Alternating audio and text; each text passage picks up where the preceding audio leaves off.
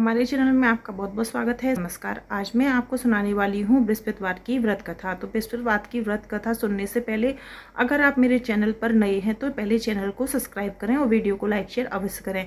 तो आज मैं बृहस्पति व्रत की आपको 2 कथाएं सुनाऊंगी, एक छोटी कथा और एक बड़ी कथा। दोनों कथाओं सुनने के लिए चैनल पर बने रहें।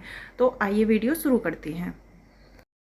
गुरुवार व्रत पूजा कथा में कई ऐसी बातें बताई गई हैं जिन्हें मनुष्य को ध्यानपूर्वक अपनाना चाहिए। कहते हैं जो व्यक्ति श्रद्धा भाव से गुरुवार को भगवान विष्णु की पूजा करता है और गुरुवार व्रत की कथा सुनता है या सुनाता है, उसकी गरीबी और कष्ट को भगवान विष्णु दूर कर देते हैं। जीवन में सुख समृद्धि के लिए गुरुवार के दिन व्रत कथा अवश्य सुननी चाहिए। अगर आप व्रत रहे हैं तब भी और व्रत नहीं रहे हैं तब भी आपको व्रत कथा अवश्य सुननी चाहिए। तो चलिए शुरू करते हैं। किसी राज्य में प्राचीन समय में एक राजा राज्य करता था। वह बड़ा प्रतापी और दानी था। वह नित्य गरीबों और ब्राह्मणों की सेवा करता था। वह प्रतिदिन मंदिर में भगवान के दर्शन करने जाता था, लेकिन यह बात उसकी पत्नी को अच्छी नहीं लगती थी। वह ना ही पूजन करती थी और ना ही दान देने में उसका मन लगता था और ना ही पूजा पाठ की बातें उसको अच्छी लगती थी। एक दिन राजा शिकार खेलने वन को गए हुए थे तो रानी और दासी महल में अकेली थीं। उसी समय बृहस्पति देव साधु वेश में राजा के महल में भिक्षा के लिए गए और भिक्षा मांगी तो रानी ने भिक्षा देने से मना कर दिया। रानी ने कहा, हे साधु महाराज, मैं तो दान पुण्य से तंग आ गई हूँ। इस कार्य के लिए मेरे पतिदेव ही बहुत हैं। आप ऐसी कृपा करें कि सारा धन नष्ट हो जाए तो मैं आराम से रह सकूं। साधु ने कहा, देवी तुम तो बड़ी अजीब हो, बड़ी विचित्र हो। धन और संतान से कौन दुखी होता है? इसकी तो सभी कामना करते हैं। पापी भी पुत्र और धन की इच्छा रखते हैं। अगर तुम्हारे पास अधिक धन है तो भूखे मनुष्यों को भोजन करवाओ, प्याऊ लगवाओ, ब्राह्मणों को दान दो, कुआं तालाब बावड़ी बाग बगीचे आदि का निर्माण कराओ, मंदिर पाठशाला धर्मशाला बनवाकर दान दो, निर्धनों की कुंवारी कन्याओं का विवाह कराओ, साथ ही यज्ञ आदि कर्म करो। अपने धन को शुभ कार्यों में खर्च करो। ऐसा करने से तुम्हारा नाम परलोक में सार्थक हो जाएगा एवं स्वर्ग की प्राप्ति होगी। लेकिन रानी पर उपदेश का कोई प्रभाव न पड़ा। वह बोली, महाराज मुझे ऐसे धन की आवश्यकता नहीं है जिसको मैं अन्य लोगों में दान दूं, जिसको रखने और संभालने में ही मेरा सारा समय नष्ट हो जाए। मेरे पास अपने लिए कुछ वक्त ही ना बचे। आप ऐसी कृपा करें कि सारा धन नष्ट हो जाए और मैं आराम से रहूं। साधु ने उत्तर दिया, यदि तुम्हारी ऐसी इच्छा है तो तुम्हें बताता हूँ, तुम वही कार्य करना। बृहस्पति को घर को गोबर से लीपना, अपने केसों को पीली मिट्टी से धोना, राजा से कहना वो बृहस्पति को हजामत बनवाए, भोजन में मांस मदिरा खाना और कपड़ा धोबी के यहाँ धुलने डालना। ऐसा करने से 7 बृहस्पति में ही आपका सारा धन नष्ट हो जाएगा। इतना कहकर वह साधु महाराज वहाँ से अंतर्ध्यान हो गए। इसके बाद रानी ने वही किया जो साधु ने बताया। 3 बृहस्पति ही बीते थे कि समस्त धन संपत्ति नष्ट हो गई। भोजन के लिए राजा रानी तरसने लगे। तब एक दिन राजा ने रानी से कहा कि तुम यहाँ पर रहो, मैं दूसरे देश में नौकरी चाकरी करने के लिए चला जाऊँ, क्योंकि यहाँ पर सभी मनुष्य मुझे जानते हैं तो मैं कोई छोटा कार्य तो कर नहीं सकता। सबको पता है कि मैं यहाँ का राजा हूँ, तो यहाँ पर मेरे लिए अब कोई काम नहीं है, मुझे बाहर ही जाना पड़ेगा। देश चोरी परदेश भीख बराबर है। ऐसा कहकर राजा परदेश चला गया। वहाँ जंगल को जाता और लकड़ी काट कर लाता और शहर में बेचता। इस तरह जीवन व्यतीत करने लगा। इधर राजा के बिना रानी और दासी दुखी रहने लगे। किसी दिन भोजन मिलता और किसी दिन जल पीकर रह जाती। एक समय जब रानी और दासियों को 7 दिन बिना भोजन के रहना पड़ा तो रानी ने अपनी दासी से कहा, हे दासी, पास ही के नगर में मेरी बहन रहती है। वह बड़ी धनवान है। तू उसके पास जा और 5 सेर बेजर मांग कर ले आ, ताकि कुछ समय के लिए थोड़ा बहुत गुजर बसर हो जाए।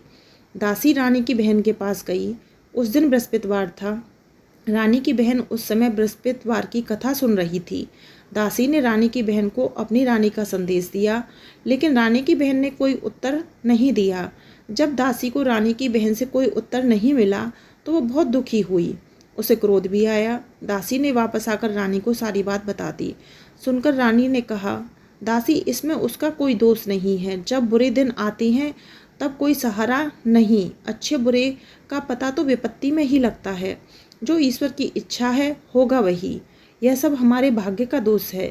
यह सब कहकर रानी ने अपने भाग्य को कोसा। उधर रानी की बहन ने सोचा कि मेरी बहन की दासी आई थी, लेकिन मैं उससे नहीं बोली, इससे वो बहुत दुखी हुई होगी। उसने मन में पता नहीं क्या क्या सोच लिया होगा मेरे बारे में, और मेरी बहन से जाने जाकर क्या क्या कहा होगा। कथा सुनकर और पूजन समाप्त कर वह अपनी बहन के घर गई और कहने लगी, हे बहन, मैं बृहस्पतिवार का व्रत कर रही थी, तुम्हारी दासी गई, लेकिन जब तक कथा नहीं होती तब तक ना तो उठते हैं और ना ही बोलते हैं, इसलिए मैं नहीं बोली। कहो दासी, क्यों गई थी? रानी बोली, बहन, हमारे घर अनाज नहीं था। ऐसा कहते कहते रानी रोने लगी। उसने दासी समेत 7 दिन भूखा रहने की बात भी अपनी बहन को बता दी। इसलिए मैंने दासी को तुम्हारे पास 5 सेर बेजल लेने के लिए भेजा था। रानी की बहन बोली, बहन देखो, बृहस्पति देव सभी की मनोकामना पूर्ण करते हैं। देखो, शायद तुम्हारे घर में अनाज रखा हो। पहले तो रानी को विश्वास न हुआ और बहन से कहने लगी कि तू मेरा मजाक बनाती है। अगर मेरे घर पर अनाज होता तो मैं तेरे घर क्यों भेजती? तो बहन कहती है कि नहीं बहन, तुम अंदर देखो, अंदर कुछ ना कुछ तो मिलेगा। तो फिर वो कहती है, ऐसे ही मजाक बनाना था तो तुम आई क्यों? परंतु बहन के आग्रह करने पर उसने दासी को अंदर भेजा। दासी घर के अंदर गई तो वहाँ पर उसे एक घड़ा बेजड़ से भरा मिल गया। उसे बड़ी हैरानी हुई। उसने बाहर आकर रानी को बताया।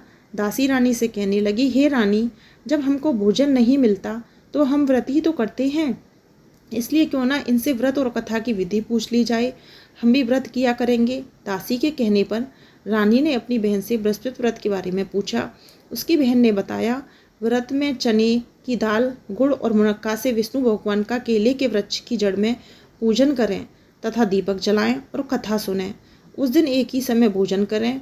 भोजन में पीले खाद्य पदार्थ का सेवन करें, इससे गुरु भगवान प्रसन्न होते हैं, अन्न, पुत्र और धन का वरदान देते हैं, साथ ही सभी मनोकामना पूर्ण कर देते हैं। व्रत पूजन की विधि बताकर रानी की बहन अपने घर को लौट गई। रानी और दासी दोनों ने निश्चय किया कि बृहस्पति देव भगवान का पूजन जरूर करेंगे। 7 रोज बाद जब बृहस्पति आया तो उन्होंने व्रत रखा। गुड़साल में जाकर चना और गुड़ बीन लाई तथा उसकी दाल से केले की जड़ तथा विष्णु भगवान का पूजन किया। जब पीला भोजन कहाँ से आए, दोनों बड़ी दुखी, परंतु उन्होंने व्रत किया था, इसलिए बृहस्पति भगवान प्रसन्न थे। एक साधारण व्यक्ति के रूप में वे 2 थालों में पीला भोजन लेकर आए और दासी को देकर बोले, हे दासी, यह भोजन तुम्हारे और तुम्हारी रानी के लिए है, इसे तुम दोनों ग्रहण करना। दासी भोजन पाकर बहुत प्रसन्न हुई। उसने रानी से कहा, चलो रानी जी भोजन कर लें। परंतु रानी को भोजन आने के बारे में कुछ भी पता नहीं था, इसलिए उसने कहा, जा तू ही भोजन कर ले, क्योंकि तू व्यर्थ में हमारी हंसी उड़ाती है। तब दासी ने कहा, एक व्यक्ति भोजन दे गया। तब रानी ने कहा, वह व्यक्ति तेरे लिए ही भोजन दे गया होगा, तू ही भोजन कर।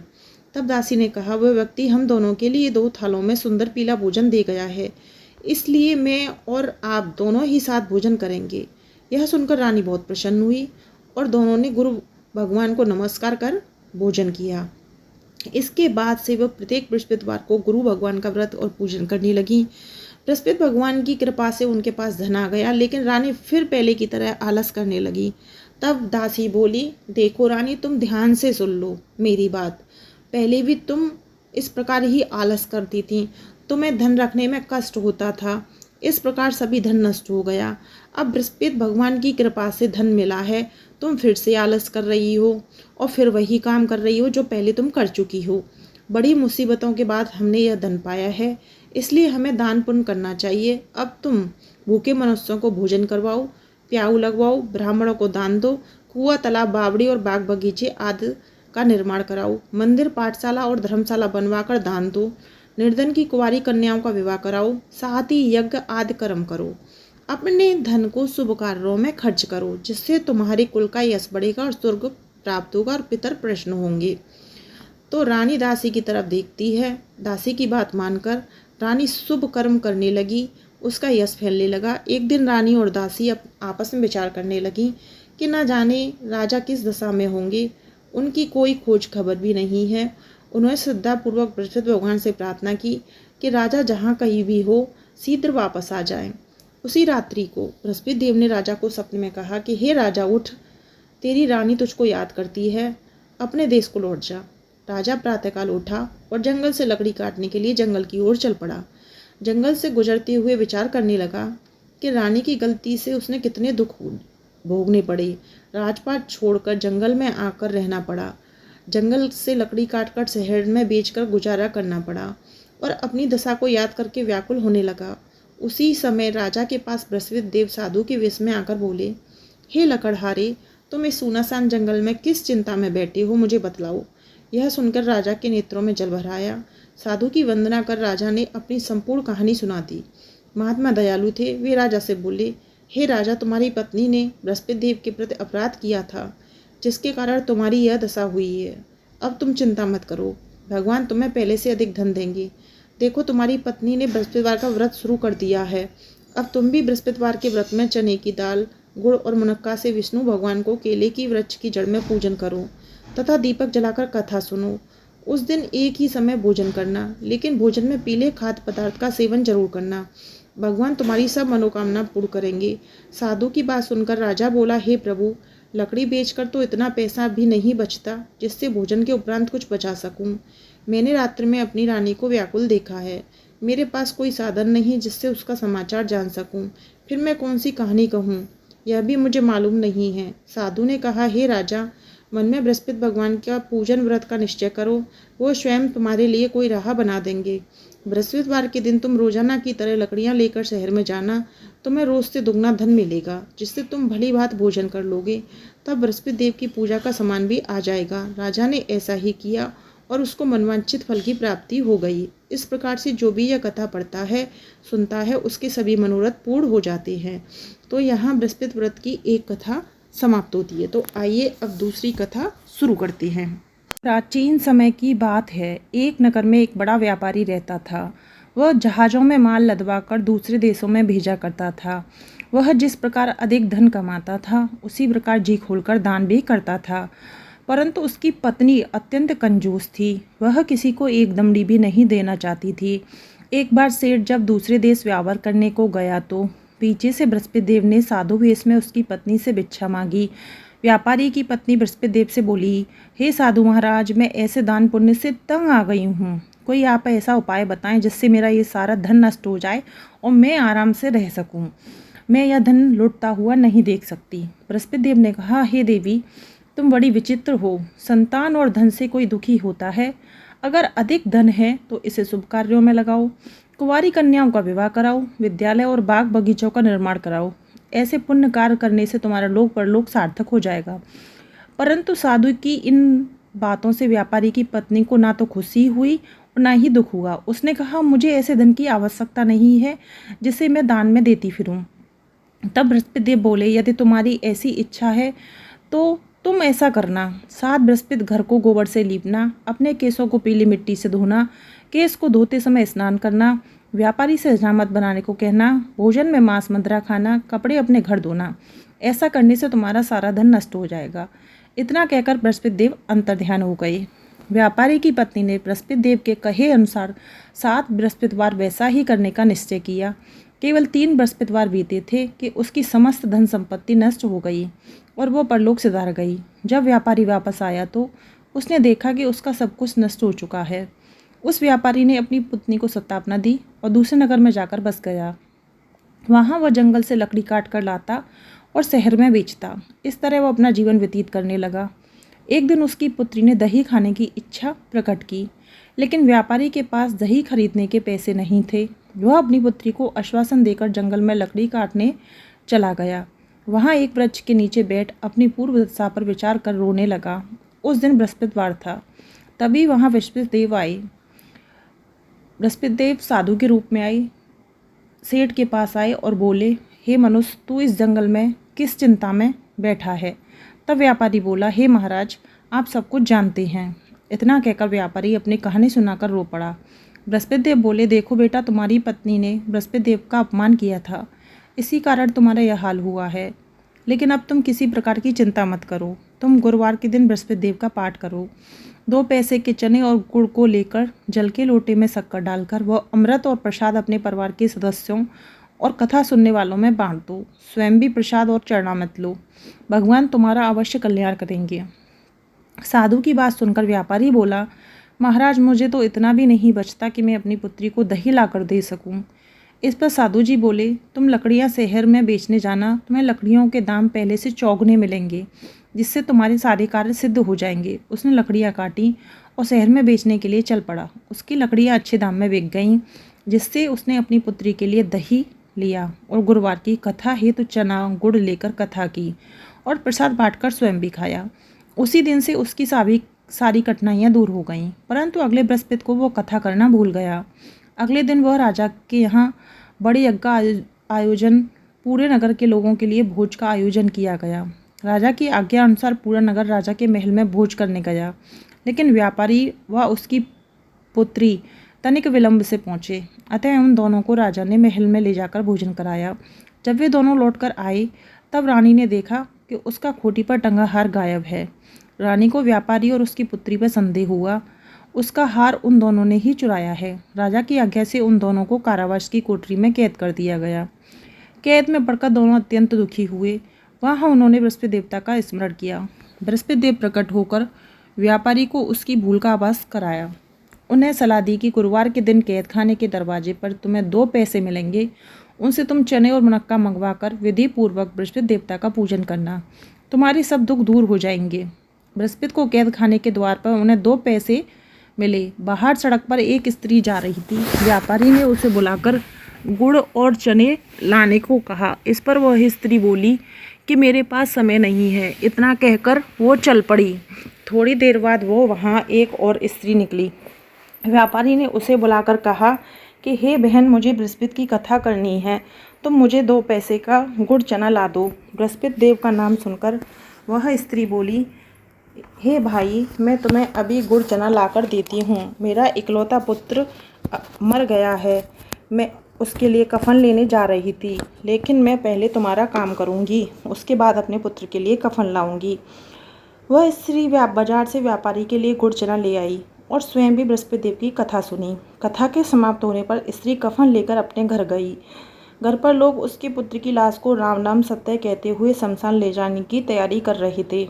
स्त्री बोली, मुझे अपने लड़के का मुख देखने दो। अपने पुत्र का मुख देखकर उस स्त्री ने उसके मुंह में प्रसाद और चरणामृत डाला। प्रसाद और चरणामृत के प्रभाव से वह पुनः जीवित हो गया। पहले स्त्री जिसने बृहस्पति देव का निरादर किया था, वह अपने पुत्र के विवाह हेतु पुत्र वधू के लिए गहने लेकर लौटी और जैसे ही उसका पुत्र घोड़ी पर बैठकर निकला, वैसे ही घोड़ी ने ऐसी उछाल मारी कि वो घोड़ी से गिरकर मर गया। यह देख स्त्री रो रोकर बृहस्पति देव से क्षमा याचना करने लगी। उस स्त्री की याचना से बृहस्पति साधु वेश में वहाँ आए। देवी, तुम्हें अधिक विलाप करने की आवश्यकता नहीं है। यह बृहस्पति देव का अनादर करने के कारण हुआ है। तुम वापस जाकर मेरे भक्त से क्षमा मांगकर कथा सुनो, तभी तुम्हारी मनोकामना पूर्ण होगी। जेल में जाकर उस स्त्री ने व्यापारी से माफ़ी मांगी और कथा सुनी। कथा के उपरांत वह प्रसाद और चरणामृत लेकर अपने घर वापस आई। घर आकर उसने चरणामृत अपने मृत पुत्र के मुख में डाला। चरणामृत के प्रभाव से उसका पुत्र भी जीवित हो उठा। उसी रात बृहस्पति देव ने राजा के सपने में आकर बोला, हे राजन, तूने जिस व्यापारी और उसकी पुत्री को जेल की कैद में रखा है, वह बिल्कुल निर्दोष हैं। तुम्हारी रानी का हार वहीं खूंटी पर टंगा है। दिन निकला तो रानी ने हार खूंटी पर लटका हुआ देखा। राजा ने उस व्यापारी और उसकी पुत्री को रिहा कर दिया और उन्हें आधा राज्य देकर उसकी पुत्री का विवाह उच्च कुल में करवाकर दहेज में हीरे जवाहरात दिए। अब पिता और पुत्री दोनों ही बड़े प्यार से रहने लगे। तो यह थी बृहस्पति देव की 2 व्रत कथा, जो पौराणिक व्रत कथा कहलाती हैं। अगर मेरी वीडियो पसंद आई हो तो मेरे चैनल को सब्सक्राइब करें और सपोर्ट दिखाएं। और आप सभी को मेरा नमस्कार।